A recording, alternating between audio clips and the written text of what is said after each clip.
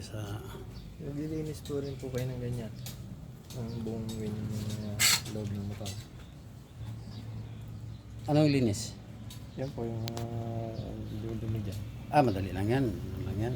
Hanginan lang yan eh. Pwede yan isprayan. May kung pang spray ka.